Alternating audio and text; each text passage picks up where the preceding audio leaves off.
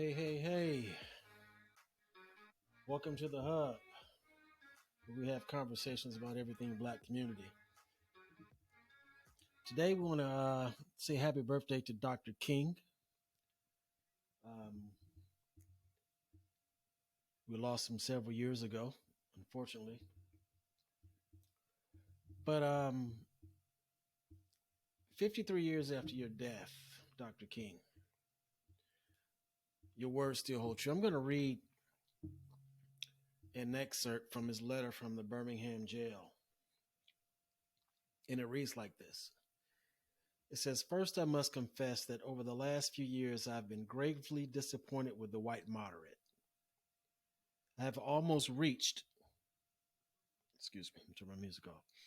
I have almost reached the regrettable conclusion that the Negro's great stumbling block in the stride toward freedom is not the white citizen, counselor, or the Ku Klux Klanner, but the white moderate who is more devoted to order than to justice, who prefers a negative peace, which is the absence of tension, to a positive peace, which is the presence of justice, who constantly says, I agree with you in the goal you seek, but I can't agree with your method of direct action, who paternalistically feels he can set the timetable for another man's freedom, who lives by the myth of time, and who constantly advises the Negro to wait until a more convenient season."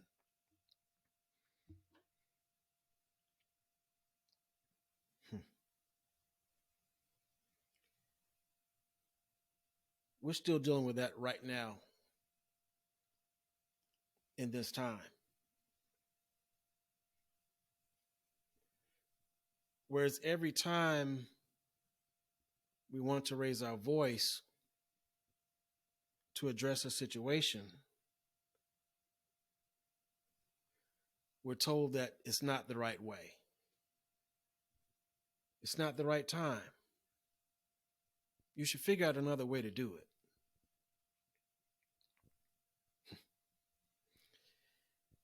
Now we're looking at this Voting Rights Act right now. And Senator Sinema,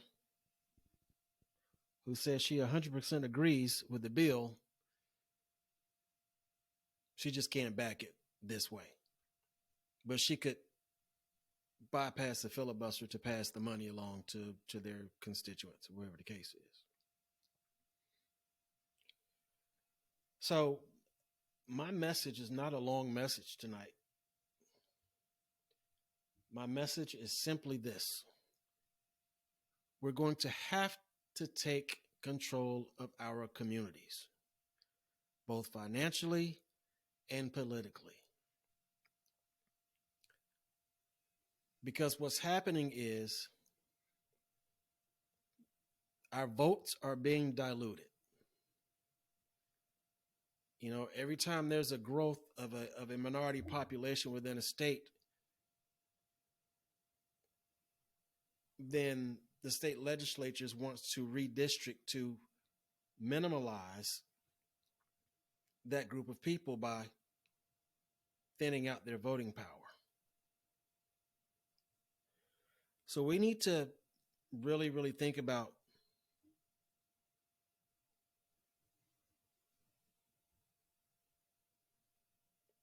getting into our communities and digging in.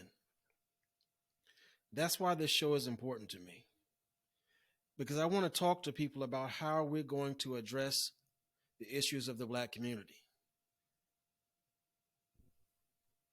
both within ourselves, the things that we need to correct, and the things that we need to strive for, and the things that are inherently ours.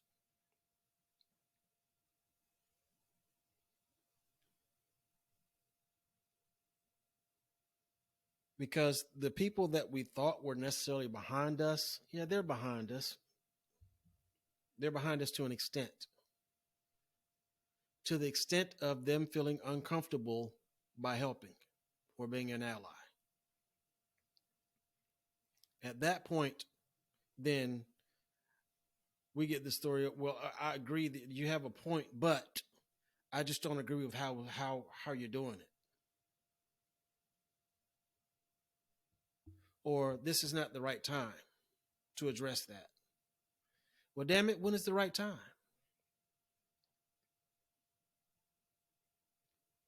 It's been a long, quiet time since the 60s. The BLM riots or protests, the BLM protests was, I think, is the tip of iceberg of what's actually happening in a lot of smaller communities of different backgrounds in this country. But it doesn't always have to be that, because I understand, and I think most of us understand, that the power is in the money and the control. So if we can gain back control of our communities, which means that we got to invest in our communities, we got to vote in our communities. That means that for every position on that ballot, we have to vote for, to make sure that our community and our schools in our community are teaching our kids what they need to be taught, that the police department is held accountable for any missed wrongdoings,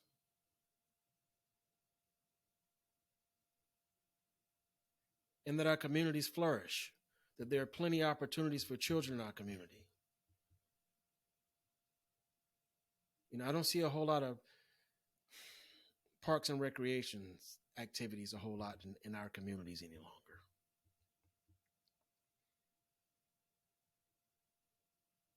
But they're all over North Columbus, where I am right now. All over North Columbus. Fine facilities, gymnasiums, Olympic-sized pools, multiple ball fields, walking trails, sidewalks.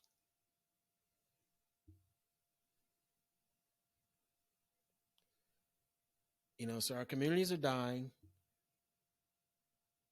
And, I look at, I don't know.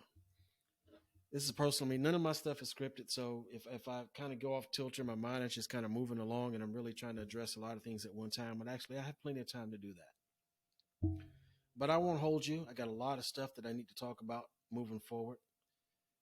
I just wanted to address Dr. King's holiday and what this show means, and what I'm trying to unfold with this show as it relates to Dr. King and what he was trying to get at. And for us to have a point of reference to realize that we can control a lot more than what we think we can control. If we just understand the mechanisms that make this big wheel of America go around. We can't just spend money and not be a part of the system. We got to get in there and become a wheel, a gear within the system. And you have to become a whole part of that. Our communities have to be a part of that.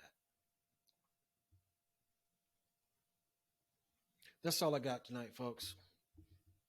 This is the Hub. Get plugged in. Stay plugged in.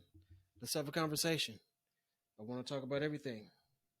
I want to talk to almost anybody, about the state of our Black community and what we need to be doing to strengthen it. So until next time, y'all have a good one. This is Randy. I'm out. Get plugged in.